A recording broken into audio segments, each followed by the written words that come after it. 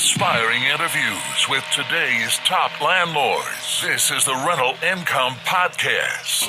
And now, Dan Lane. A couple of days ago, I was talking to Caeli Ridge from Ridge Lending Group, and she was telling me about a brand new loan program she just rolled out to finance rental properties.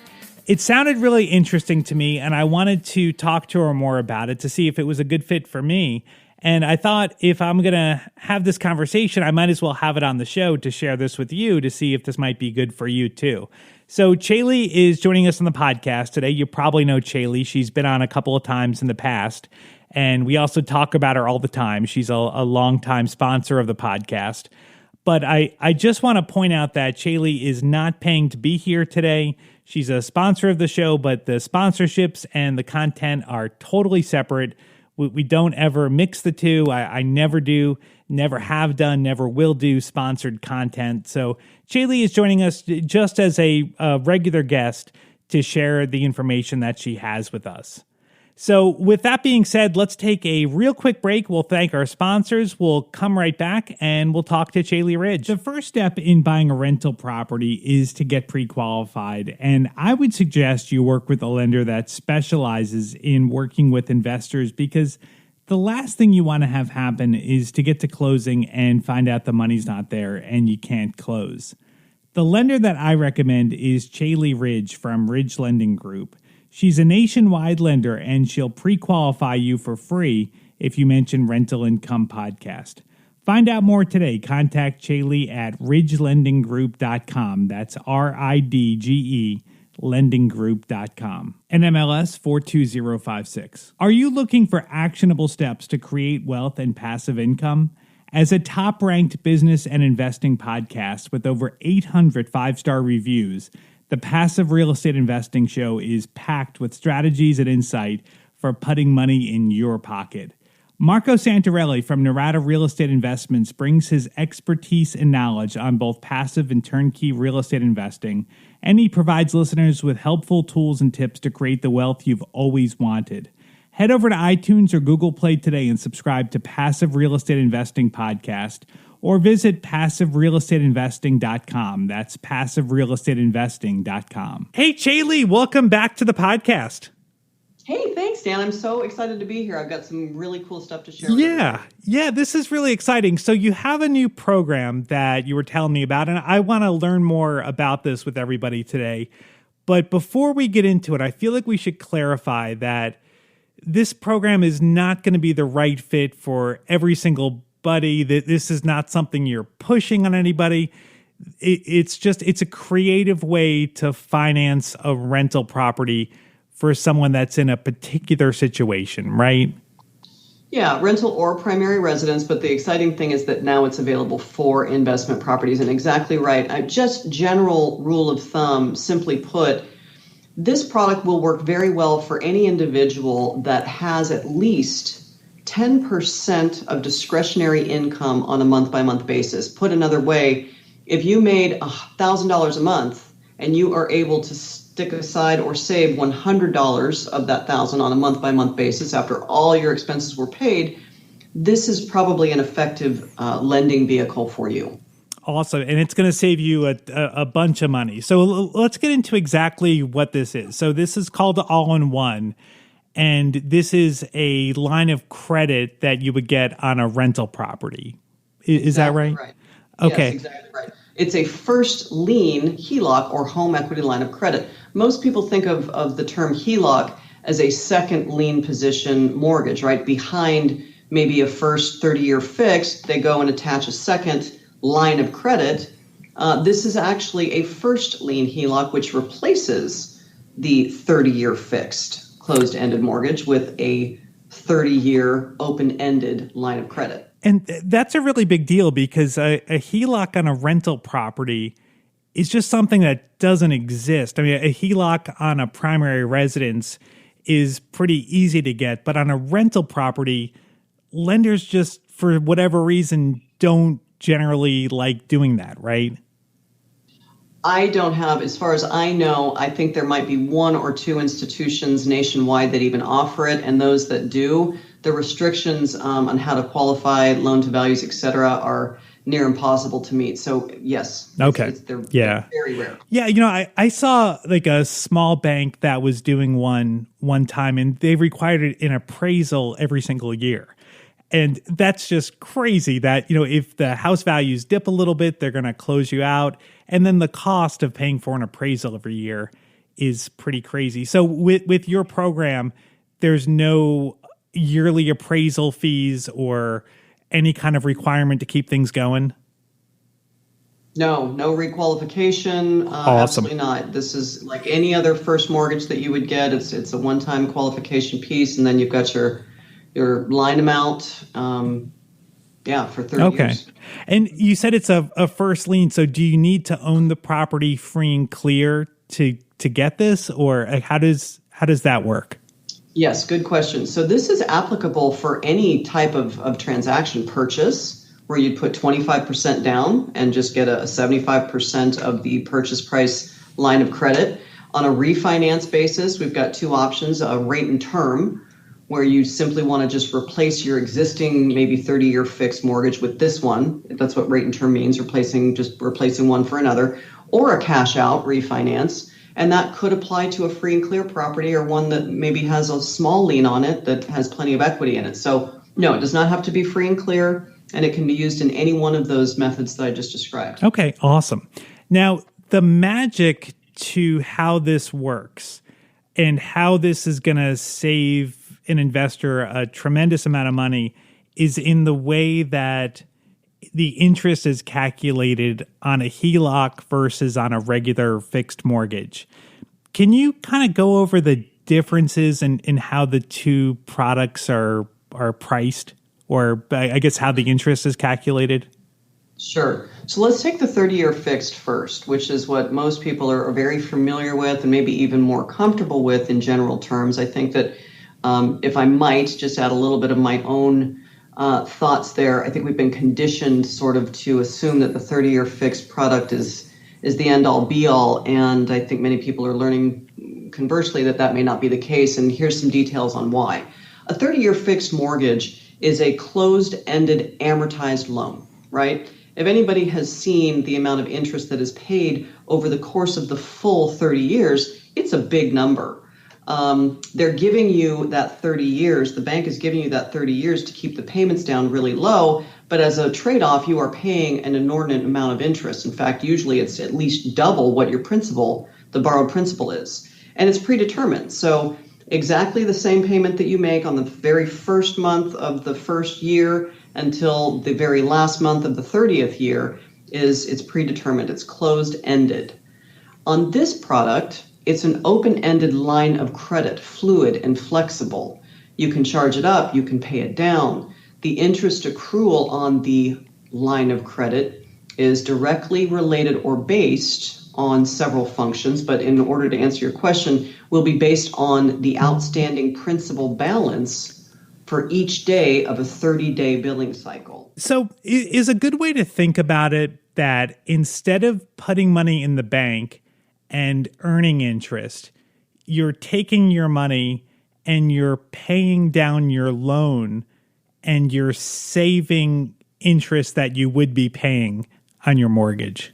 Exactly right. Perfectly said. Yes. So instead of earning 0 to 2% in a savings account, what you've done now is you've taken that amount of money, let's call it $5,000, and instead of letting it sit there doing nothing, you take it and put it in against the line balance, driving the balance down by dollar for dollar, and now you are saving that amount of interest that you would have otherwise been paying on. Okay, so if I had, say I make $5,000 a month, and I get my paycheck, and I maybe hold on to it. I get my check at the first of the month, and I pay all my bills at the end of the month. So that $5,000 is sitting in my HELOC, or it's temporarily paying down my HELOC. How much interest would I be saving per month by doing that? Without getting, and I don't know about your listeners, but for me to start spitting out a bunch of numbers may be a little bit confusing. So without going in that kind of granular detail, I will just say that At $5,000 a month, sitting against a $100,000 line, bringing it down to $95,000 for as many days of a 30-day cycle as possible, assuming a fully indexed rate, you're probably saving about $26 a month on that amount. Okay.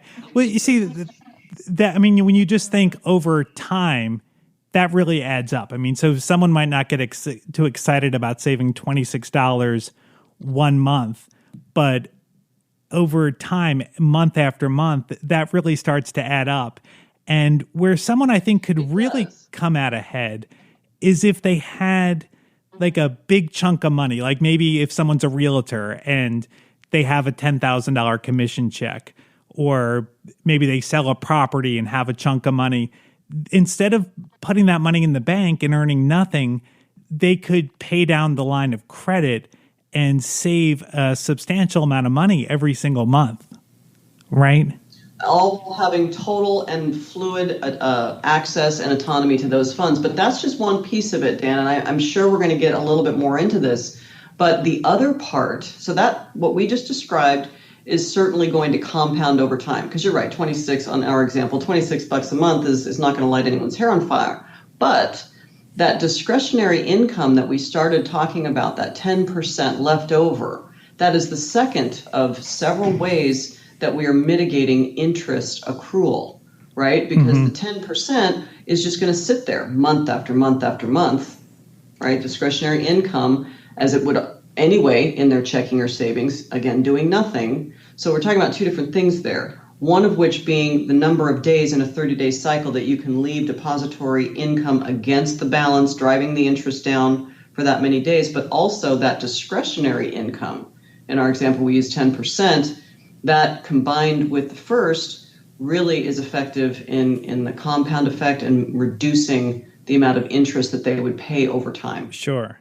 And so any money that you put in, so if you had extra money and you wanted to pay down the mortgage, you have access to that money and you can get it back at any time you want. Just like your checking account is now, exactly right. You become, in essence, your own bank. That's really interesting. And because I know for me, I always want to make extra mortgage payments, but a lot of times I'm hesitant to do it because I know that if I send it an extra $1,000 and I need that for some emergency, you really can't get access to that unless you go through a cash out refi, and that's going to take some time.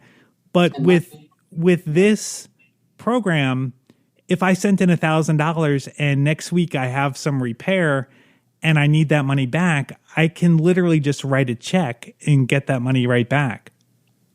It's absolutely correct. Yeah. And I think that the interest savings on this product is profound. And I think a lot of people are really going to get excited about that when they're able to see it for themselves in black and white. But for me, it kind of is secondary to the flexibility that you're describing in that last point. Becoming your own banker, really, or your own bank where, yes, you have total access to your funds and you can pay down as quickly as you want, draw it back up, pay it down. This is a 30-year HELOC that affords you all the flexibility in the world. It's so cool, especially for investors. Now, is there any kind of approval process? Like, so say if over time I build up enough money to use that as a down payment on a rental, do I need any kind of approval to use those funds, or is it literally you write a check and you're done? Absolutely no reapproval process whatsoever. Those are your funds at your discretion for how you want to use them, when you want to use them, for what you want to use them. Again, it's total autonomy. That is really pretty incredible. So, like, what would be the downside? I mean, this really sounds like a pretty interesting thing. I guess the interest rate. I mean, like, is that the only difference between a 30-year fixed and this, that the rate on the HELOC floats? Yeah, so this is an adjustable rate mortgage. It is a home equity line of credit, so it'll be tied to a variable and a margin. I can talk about that in a second. The question, what's the catch, right? Yeah. What's the fine print? This has been coming up. I've had an opportunity to address and answer this question now dozens of times since our initial release a few weeks ago. And I got to be honest with you, I feel sort of like a a snake oil salesman or something where I technically and legitimately cannot come up with a valid, what gives, what's the catch here? It sounds too good to be true. And I'm one of those people too that will often look at something and say, okay, what's this really gonna end up being? Yeah. The only thing I could come up with is that a lot of times people associate that home equity line of credit with a second lien, right? And 9 times out of 10, those are done at virtually zero cost. They're like free loans, basically. Mm-hmm. That's not what this is. This is just as traditional as any other first mortgage that you've ever received. And the standard closing costs are associated. So if I had to give one thing, I guess it would be that. It's going to cost you what it would always cost you to get any other traditional loan. Now, I got nothing else. Yeah. One thing that I really like about this program is the flexibility. So the interest payment or the monthly payment isn't necessarily required every month. Can you walk through how that works? Yeah, I struggled with this when I was kind of first really attaching myself to it and learning it and understanding it.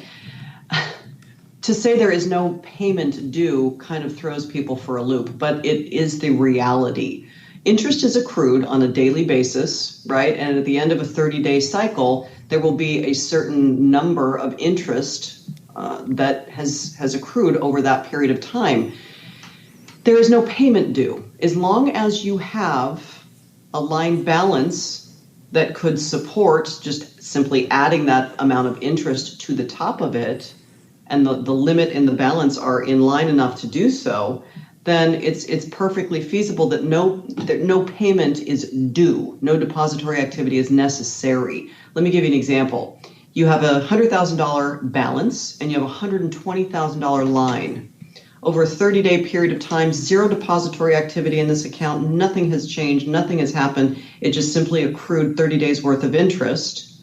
Let's say now on day one of the next month, that $100,000, you owe $1,000 of interest on it. Mm-hmm. So now your balance is $101,000, but you had the amount available to just simply tack the interest on top of that.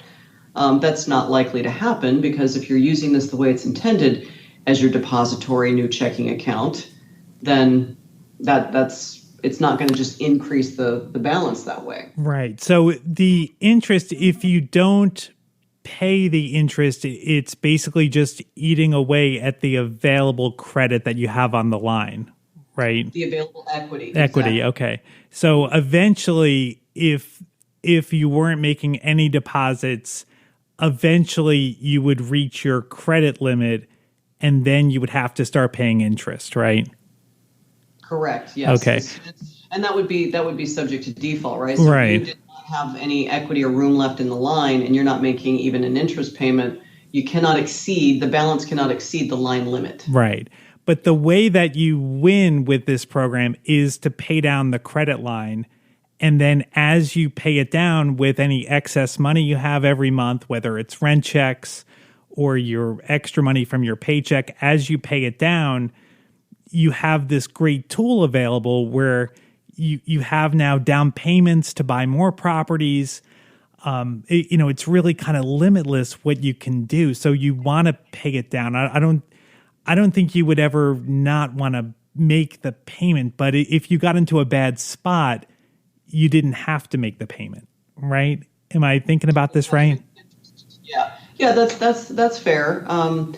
And it's at your fingertips, right? So you're describing having access to it for down payment on another property or paying cash for another property and doing a cash out refinance, whatever. Yeah, it's right there at your fingertips as you have paid the line down. And again, I hope I'm not repeating myself too many times. This is for 30 years. Right. Yeah. And that's another thing to point out too, because most HELOCs that you're going to get on a primary house, you have a draw period of maybe 5 years, and then that's it. Like it converts to a payback period. So for 30 years, you can draw on this line of credit. Yep, for 30 full years. It does not switch over into some principal and interest payment at that point. It is still just interest accrual the same way as it started in day one of the loan for a full 30 years. What does happen, if I can kind of segue, is that at month one of year 11, the line limit, and so you start with $100,000 is your limit. In month 1 of year 11, the limit will reduce by 1/240th. So if you started at 100 grand, in month 1, your limit's going to be 99,878. I don't know if I did that right, but something like that. Yeah, so it goes down about $400 a month, so that you would eventually be at zero by the end of 30 years. Is that right? Yeah, I think it's a little less than Okay. Okay. I mean, it depends on the line limit, of course. The dollars, the math would be the math, but the math is 124th percent. Did I say that right? Yeah. So 240. Right. Okay. So there's 240 where that comes from. There's 240 months in 20 years, right? So over 20 years, that line's going to get decreased just a little bit every single month. Correct. Right. Okay. Perfect. Now, what about if someone gets into this, they decide they don't like it, they want to close out the line or maybe refi into a regular mortgage? Are there any prepayment penalties to get out of this loan? None at all. Zero. Awesome. What about fees to get things set up? There's an annual fee of $60 to maintain the banking features within it. And just to clarify on that, it will be exactly the same as any bank or checking account that the individual has had up until now. Online bill pay, routing, numbers, debit cards, all of that. The cost for the loan itself is going to be just what you would expect on any refinance purchase transaction that was on a closed-end amortized loan. Okay. Now, I know this can be kind of complicated, and hopefully we didn't confuse anybody, but if somebody wants to investigate this more, maybe run through some scenarios for some actual numbers for how much this program would save them, how could somebody get in touch with you or learn more about how to move forward? Yeah, so we have an interactive simulator that is super cool. Anybody can use it. It's they can find it on our website, www.ridgelendinggroup.com. You'll see the link. It says Launch Simulator. They can go in there and they can effectively compare this to any other loan that they want to, really, and see in black and white on the results page. And it's just a very quick intake process. It's not a ton of information. They can see the results comparing one to the other. It'll show you very specifically, one, if this is really the product for you. You're going to see on that results page, if you're not the right candidate for this, those details, black and white, it's going to tell you. But otherwise, it will show you how much interest that you're going to save, how quickly it would take you based on the variables that you input to pay the line off, all kinds of cool historical graphs that show the comparison between a 30-year fixed mortgage annual or 25-year average of rates there versus the LIBOR, which is what this loan is attached to. A lot of great information on there that they'll be able to see for themselves. If you want to check out Caeli's website, it's ridgelendinggroup.com. That's RIDGE, lendinggroup.com. And if you want to call and set up a time to talk to Caeli, her phone number is 855-74-RIDGE. That's 855-747-4343. I'd like to thank our sponsor today, Autoslash.com, for making today's episode possible. If you're looking to make sure you get the best rate possible the next time you rent a car, check out Autoslash. This website is incredible. The way it works is you put in the information on where you want to rent the car, and Autoslash will automatically scour the internet and find every available promo code, every available discount, and make sure that you're getting the lowest rate possible when you rent a car. The real magic to Autoslash, though, is that it continues to search the internet, and if it finds a flash sale or some kind of new discount code that comes out, Autoslash will email you, and you can cancel your reservation and rebook at the new lower price. The best part about Autoslash, it's totally free, there's no cost to use their service, and they save their average user 30% off the rate that they can find on any other car rental website. It's a great website. Check it out today. Go to autoslash.com. That's AUTOSLASH.com SLASH. That's autoslash.com. Thank you so much for listening and subscribing to the podcast. If this is your first time here, make sure you subscribe. We've got new interviews every single Tuesday. And if you subscribe, you'll get notified as soon as a new episode comes out. Thank you so much for listening. My name is Dan Lane, and this has been the Rental Income Podcast.